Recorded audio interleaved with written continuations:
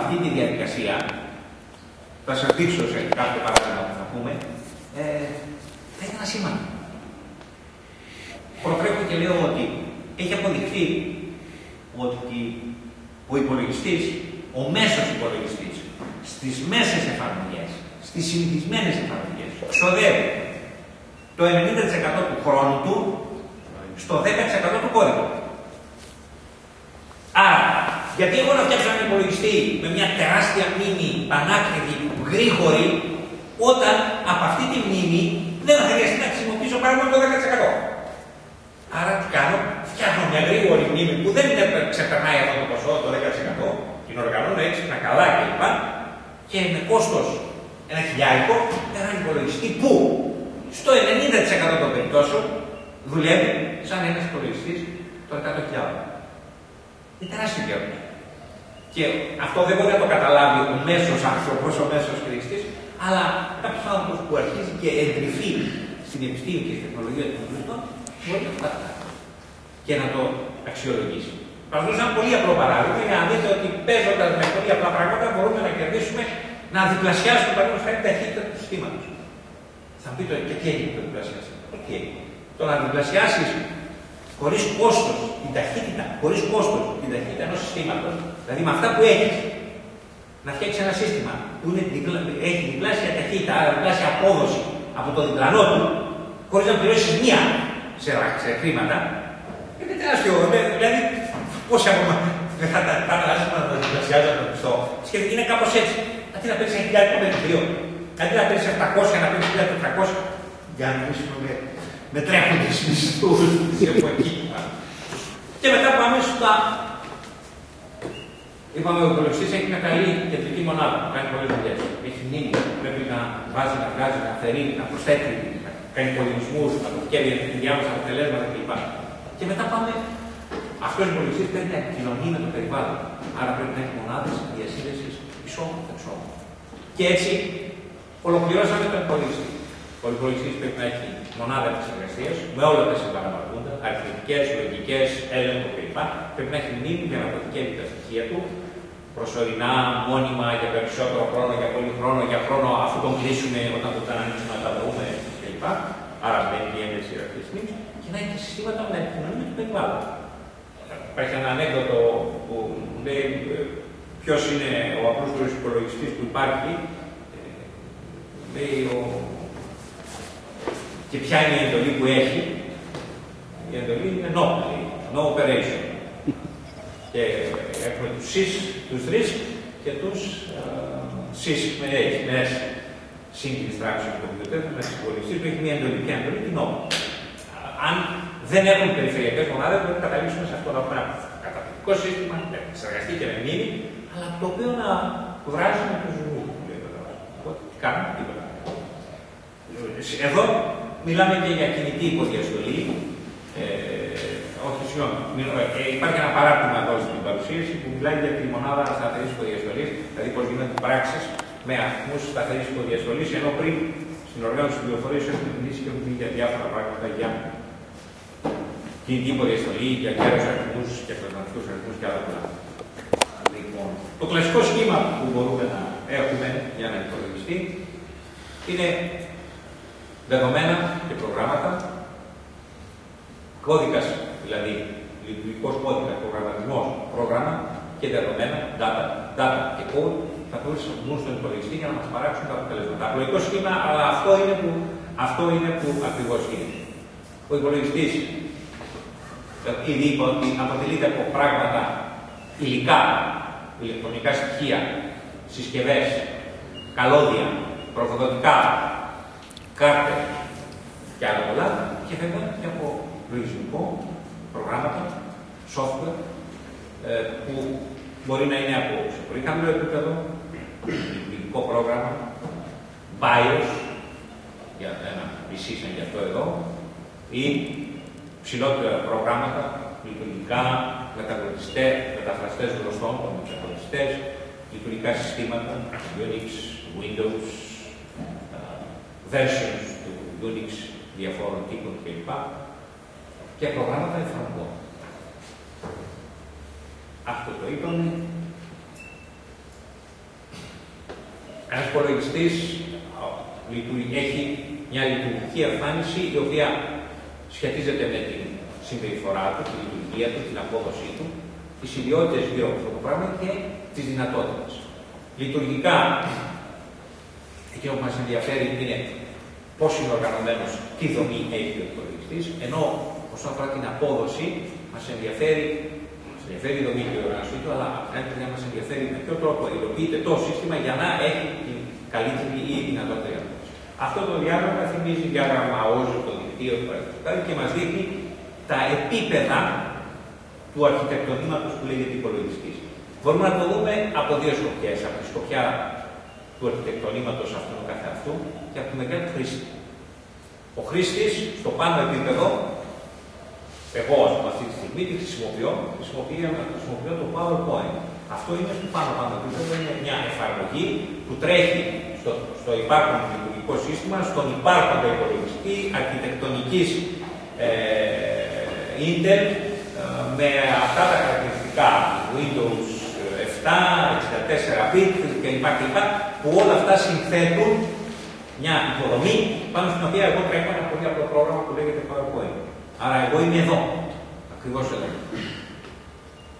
Αν εγώ καθίσω και φτιάξω το PowerPoint, σημαίνει ότι θα καταβώ εδώ. Αν εγώ φτιάξω ένα PowerPoint δικό μου, PowerPoint Αλεξίου, ας πούμε, και το πουλήσω, ο πρώτο τρόπο να το πουλήσω ή να το δώσω ή να το χαρίσω, να το κάνω public domain, να το κάνω freeware, οτιδήποτε, τότε θα έχω κατέβει σε αυτό το επίπεδο, θα έχω φτιάξει μια εφαρμογή χρήστη. Εάν είμαι ακόμα καλύτερος, μπορώ να κατέβω και να πω εγώ, δεν μου αρέσει τα Windows, θα φτιάξω ένα καλύτερο λειτουργικό σύστημα. Όπως υπάρχει ένα λειτουργικό σύστημα. Και τότε θα περάσω σε ένα επίπεδο που θα έχω κάνει προγραμματισμό του συστήματος, του λειτουργικού συστήματος που επιτρέπει τη λειτουργία του υπολογιστή και επιτρέπει σε κάποιους να φτιάχνουν εφαρμογές, προγραμματιστικές εφαρμογές για να τις χρησιμοποιούν οι χρήστες. Βλέπετε ότι παίζουμε σε αυτή τη στήλη και μπορούμε να φτάσουμε στο τέλος κάτω-κάτω. Δηλαδή πού να φτάσουμε στους ανθρώπους οι οποίοι ξέρουν πολύ καλά τον επεξεργαστή i-Core 7 που έχει αυτός εδώ, ξέρουν πολύ καλά τη γλώσσα Assembly, ξέρουν πολύ καλά τον μικροκώδικα του, δηλαδή μπορούν να φτούν σε αυτό το σημείο, αυτό είναι αυτό που υπάρχει. Και αυτό είναι η προσέγγιση του χρήστη, αυτή είναι η προσέγγιση του αρχιτεκτονήματος.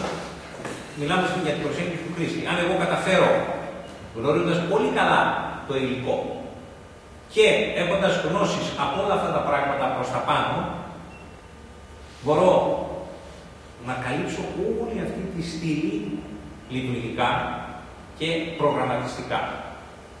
Βέβαια, συνήθως ο καθένας από τους χρήστες ειδικεύεται σε κάποιο από αυτά τα επίπεδα. Δηλαδή, ο απλός χρήστης αγοράζει τον υπολογιστή και χρησιμοποιεί το Word, το PowerPoint και κάνει τη δουλειά. Κάποιος που βγάζει το ψωμί του γράφοντας κώδικα, χρησιμοποιεί κάποια γλώσσα προγραμματισμού και γράφει κώδικα σε αυτό το επίπεδο. Κάποιος που δουλεύει σε μια μεγάλη εταιρεία που κατασκευάζει τέτοιους υπολογιστές ή άλλους υπολογιστές, κάνει και προγραμματισμό συστήματος. Και κάποιος που είναι στην Intel ή στην Motorola και φτιάχνει υπολογιστές και σχεδιάζει εξαρκαστές, είναι σε αυτό το επίπεδο. Ξέρει και άλλα πράγματα πέρα από το ξέρει την προελεκτρονική, ξέρει VLSI, χρησιμοποιεί εργαλεία για να σχεδιάσει τον υπολογιστή, τον επόμενο υπολογιστή. Αυτή τη στιγμή οι υπολογιστές υπάρχουν και δουλεύουν. Ο επόμενος όμως σχεδιάζεται από κάποιους ανθρώπους. Γιατί κάποιοι άνθρωποι δεν δουλεύουν εδώ, ούτε τους ενδιαφέρει να δουλέψουν εδώ, ούτε καν εδώ. Δουλεύουν από εδώ και κάτω. Δηλαδή από το προγραμματισμό σε συστήματα μηχανής, μικροκώδικα και ηλεκτρονική. Τρανζίστορ, διακόπτες, είσοδοι, έξοδοι, ρεύματα που έχει φέρει. Κάτι να ρωτήσει. Η διαφορά στις δύο τελευταίες κατηγορίες. Ο ένας γράφει assembly, ο πρώτο-τελευταίος. Ο τελευταίος γράφει τις εντολές που έχει ένας επεξεργαστής. Ο μικροπρογραμματισμός είναι ένας συνδυασμός assembly, να το πω έτσι διαστητικά, μηχανής. Και γλώσσα μηχανής. Όχι γλώσσα μηχανής. Και χρονισμών και πραγμάτων τα οποία είναι πολύ κοντά στο υλικό. Δηλαδή πρέπει αυτός που γράφει μικροκώδικα πρέπει να ξέρει και πώς ανεκαταβαίνουν κυματομορφές και πόσο διαρκούν κυματομορφές για να μπορέσουν να βλέπουν. Πες το δυνατά, χωρίς τις βαντίσεις και τις μαζεύουν. Αν εννοείς βάντιση, το εύρος του παλμού, ναι. Αυτά τα δύο επίπεδα, δηλαδή, η διαφορά τους είναι ότι μπορεί εδώ κάποιος να γράφει assembly, ξέροντας την assembly μιας μηχανής και αδιαφωνώντας για το τι γίνεται από κάτω.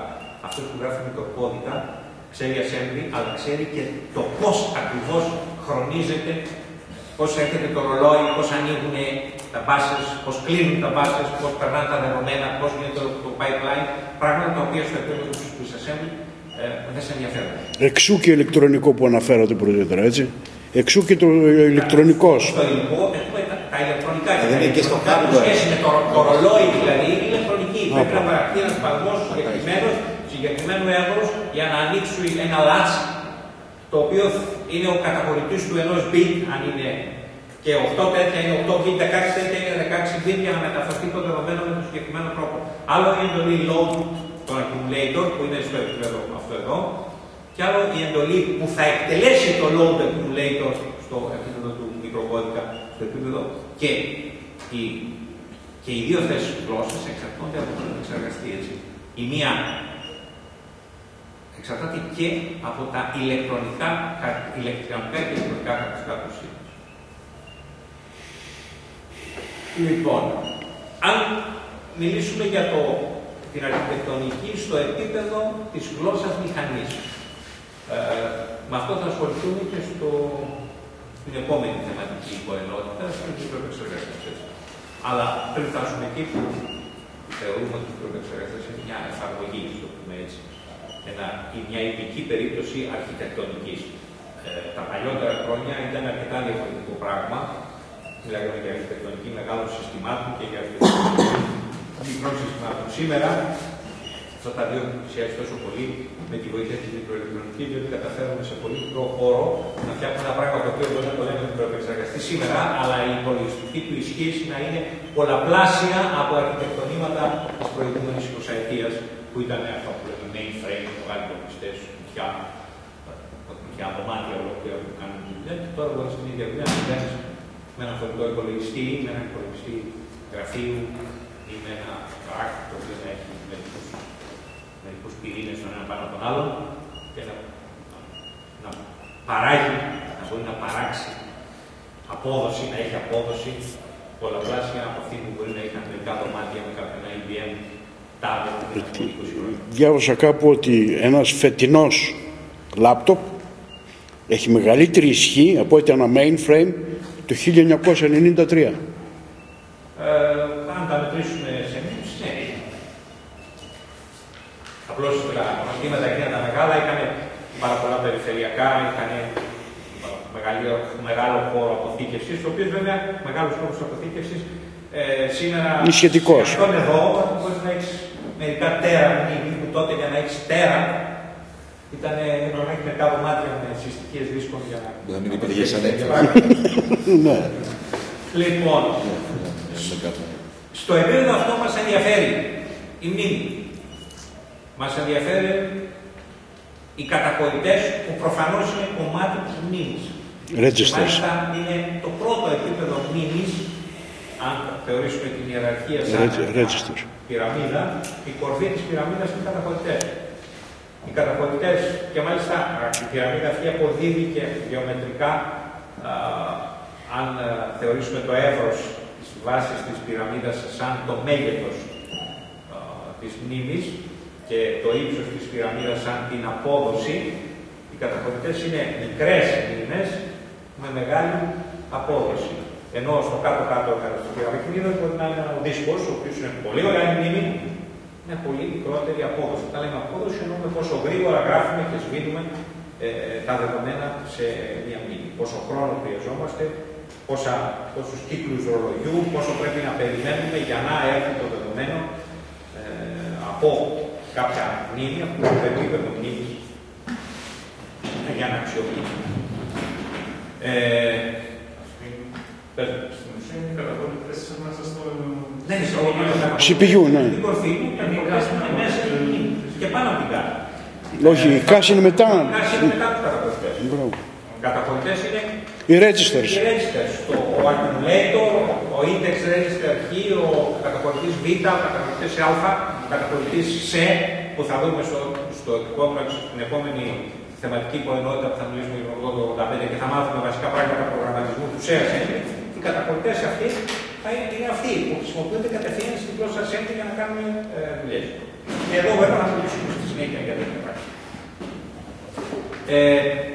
Σε αυτό το επίπεδο μας ενδιαφέρει το είδος δεδομένων που μπορούμε να επεξεργαστούμε και με ποιο τρόπο παριστάνονται αυτά τα δεδομένα. Προφανέστατα μας ενδιαφέρει η μορφή και το σύνολο των εντολών που μπορούν να υλοποιηθούν σε αυτό το επίπεδο. Και επειδή μιλάμε για προσπέλαση θέσεων μνήμης ή καταχωρητών ή και τα δύο στη διάρκεια της λειτουργίας ενός προγράμματος, υπάρχουν τρόποι, διάφοροι τρόποι προσπέλασης. Ήδη ανέφερα τις δύο λέξεις, την εντολή RISC και την εντολή CISC. Reduced Instruction Set Computer και Complex Instruction Set Computer. Τι σημαίνει αυτό? Σημαίνει ότι υπάρχουν τουλάχιστον αυτοί οι δύο τύποι υπολογιστών σε ό,τι αφορά τον τύπο των εντολών και των δυνατοτήτων προσπέλασης της μνήμης μέσω αυτών των εντολών. Ο RISC έχει λίγες εντολές με πλούσιο τρόπο προσπέλασης, ενώ ο CISC έχει περισσότερες εντολές, πλουσιότερο σετ εντολών, με λιγότερους τρόπους προσπέλασης. Το τελικό αποτέλεσμα είναι το ίδιο από άποψη απόδοση. Θα πρέπει κανείς να μελετήσει σοβαρά και να θέσει σοβαρά κριτήρια και μετρικές για να αποφανθεί αν ένας RISC είναι καλύτερος από έναν CISC ή το ανάποδο. Θα δείτε ότι ένας RISC, παραδείγματος χάρη, μπορεί να φαίνεται, αν τον δεις σαν με μοναδικό κριτήριο το ρολόι ενός υπολογιστή, ενός επεξεργαστή, είναι ένα κριτήριο. Γρήγορο ρολόι σημαίνει γρήγορες εντολές. Αργό ρολόι σημαίνει αργές εντολές. Ναι, αλλά γρήγορο ρολόι με μια πολύπλοκη εντολή η οποία θέλει 10 ρολόγια για να υλοποιηθεί, ενώ ο άλλος που έχει απλή εντολή με αργό ρολόι, υπάρχει περίπτωση αυτό το 10 που κερδίζεις να έχεις 10πλάσιο ρολόι για τον ένα από ό,τι από τον άλλο, να το χάνεις στη 10πλάσια πολυπλοκότητα της εντολής και τελικά αυτοί οι δύο να είναι ακριβώς το ίδιο. Όταν τους μετρήσεις, όχι με ρολόι, αλλά με απόδοση MIPS, Million Instructions Per Second, ή με ταχύτητα μετάδοσης δεδομένων, επικοινωνίας δεδομένων μέσα σε μια τρέξει στην ίδια ακριβώς εφαρμογή και τους δύο. Δηλαδή π.χ. που μεταφέρει δεδομένα από μια θέση σε μια άλλη. Να δεις ότι αυτός που έχει το ένα ρολόι και αυτός που έχει το 10 ρολόι, τελικά χρειάζονται τον ίδιο χρόνο, τον ίδιο απόλυτο χρόνο με τον χρονόμετρο να μεταφέρουν το ίδιο ποσό δεδομένων. Άρα έχουν την ίδια απόδοση. Άρα το κριτήριο ρολόι δεν είναι από μόνο του ένα αποκλειστικό κριτήριο. Και προσέξτε, βάζουμε τέτοιες ασκήσεις. Λέμε, εγώ ένα επεξεργαστή τέτοιο με ρολόι τόσο και ένα άλλο με τόσο. Και τους αφήνουμε και κάποια πρόσθετα χαρακτηριστικά και μας σας ρωτάμε ποιος είναι ο καλύτερος. Μια ρηχή αντιμετώπιση είναι αυτός που το γρήγορο ρολόι είναι καλό. Το γρήγορο τόσο. Το συζητάμε. Όχι, θα πρέπει να το συζητήσουμε για τη συζήτηση. Να μπούμε στην ουσία του πράγματος. Ρολόι γρήγορο με 10πλάσιο αριθμό κύκλων ρολογιού για την επεξεργασία είναι το ίδιο με ρολόι το 1/10, αλλά με ένα ρολόι τέτοιο. Έχουν ακριβώς την ίδια απόδοση.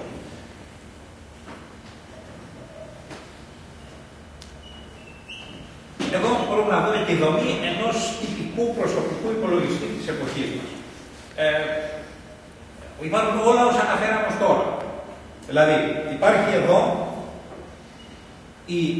ο επεξεργαστής του, η ψυχή του, η κεντρική μονάδα επεξεργασίας, υπάρχει μια μονάδα διαχείρισης μνήμης, υπάρχει αυτό που ονομάζουμε κρυφή μνήμη, μνήμη cache, και από εκεί και πέρα η διασύνδεση του επεξεργαστή, του κυρίου κομματιού του επεξεργαστή, με το υπόλοιπο σύστημα.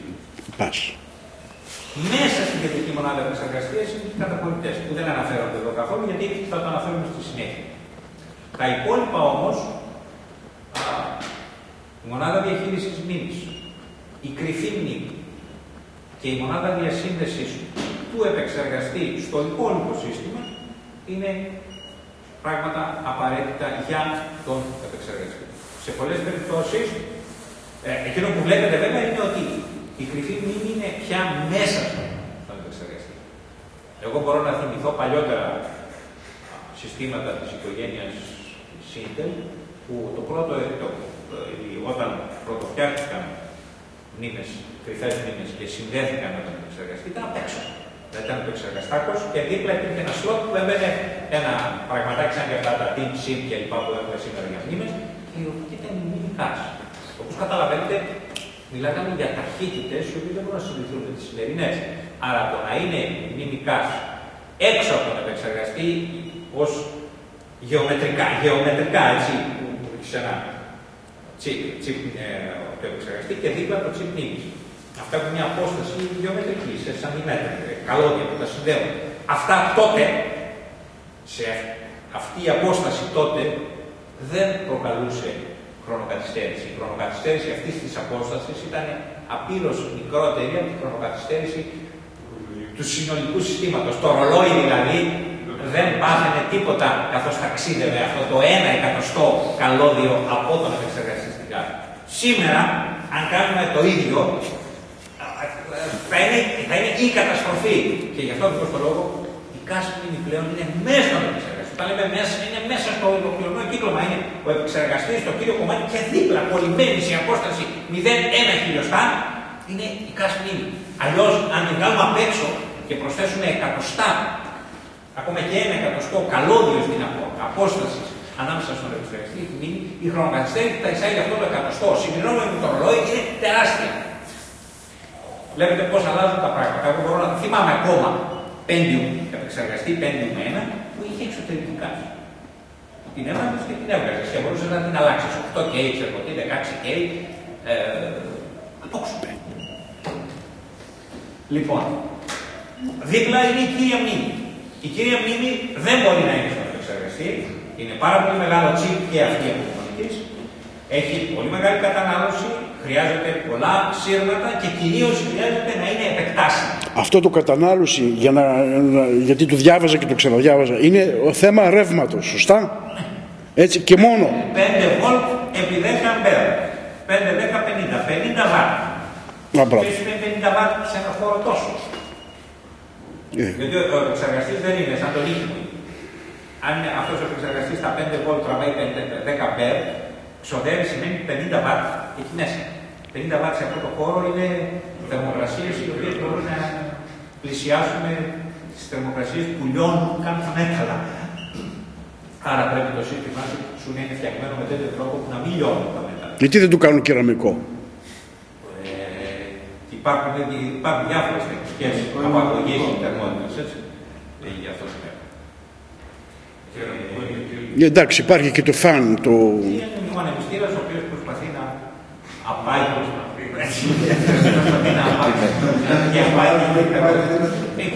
Έχω δει, μάλλον για λόγους εντυπωσιασμού, ακόμα και υδρόψυχα. Ναι, και εγώ. Εγώ κατασκεύασα κιόλας υδρόψυκτο για πελάτη. Κάνουν δουλειά. Κάνουν δουλειά, ναι. Αυτό που καλεί εγώ ήταν για λόγους ενθουσιασμού, ήταν στη βιτρίνα ενός καταστήματος που καβάλε. Δεν έκανε τίποτα. Δεν δικαιολογεί το δηλαδή. Η δουλειά που έκανε ο επεξεργαστής δεν δικαιολογεί το ψήφισμα. Δεν κάνει εντύπωση είναι όταν λιάναμε επιφάνεια μεταλλική από το επεξεργαστή για να την κάνουμε όσο πιο λίγα γίνεται. Για να έχει τέλεια επαφή για το ψηφικό. Και 1,5 βαθμό κάτω. Θερμοκρασία μόνο με το ανεμιστηράκι. Η διαφορά τώρα, άμα έχει τόσους βαθμούς όπως λέτε, όπως κάτι μέταλλα, δηλαδή άμα πάρουμε τώρα το πιο απλό μέταλλο που είναι, τι να σας πω τώρα, κασίτερος, στάνο με 270 βαθμούς που έχει. Εάν αυτό ζεσταθεί μέσα, το μέγεθος του τσιπάκι δεν θα μεγαλώσει ή δεν θα επηρεαστεί ως τη γεωμετρία, να το πούμε και έτσι, όπως το είπε ο πρωτήτρα, ώστε να υπάρχει μια διόγκωση. Η θερμοκρασία παράγει διάφορα φαινόμενα. Το ρεύμα από μόνο του, ένα από τα βασικότερα προβλήματα που έχουμε στα ολοκληρωμένα κυκλώματα, είναι το electromigration, λέγεται. Ναι. Δηλαδή, όταν περνάει το ηλεκτρικό ρεύμα από δύο παράλληλους αγωγούς, και αυτό το ηλεκτρικό ρεύμα δεν είναι σύμφωνο, δεν είναι δηλαδή της ίδιας φοράς και της ίδιας συχνότητας, ακόμα και όταν είναι της ίδιας συχνότητας πάλι υπάρχουν αυτά τα φαινόμενα, αλλά γίνονται πολύ πιο έντονα όταν είναι ανάποδα ή ασύγχρονα, τότε αυτά τα δύο αρχίζουν και κουνιόνται. Και στον τέλος μπορεί να σπάσουν από το κούντιμα, διότι τα 10 αμπέρ ή τα 2 αμπέρ ή τα 5 αμπέρ ή το 1 αμπέρ ακόμα στους αγωγούς μέσα του εξεργαστεί, η αγωγή είναι πάρα πολύ λεπτή. Καταρχήν από χρυσό, νομίζω. Χρυσό, πολυφράμιο, δηλαδή χρησιμοποιούμε πολύτιμα για τον μέσο άνθρωπο μέταλλα, τα οποία έχουν όμως τέτοιες δυσσερμαγωγές δυνατότητες, υψηλό σημείο τήξεως, για να μπορέσουμε να έχουμε το ολοκληρωμένο. Δεν λέω να λιώσουν, λέω να διαβρούν, να μεγάλουν. Coefficient, πώς θα πει ελληνικά.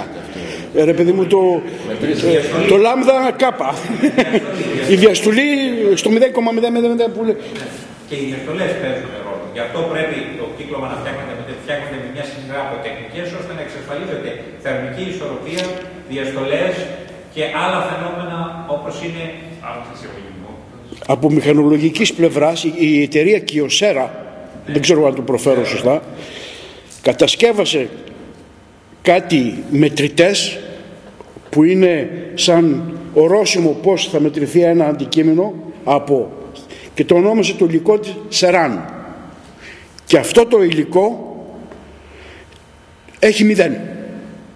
Δηλαδή βάλ τους 1000 βαθμούς, δεν θα μεγαλώσει ούτε ένα νανό μιλιμέτρο. Το έχουν κατασκευάσει, εγώ το διάβασα, δεν το πίστευα, και υπάρχει... Μπράβο, έχουν αρνητικό, μπράβο.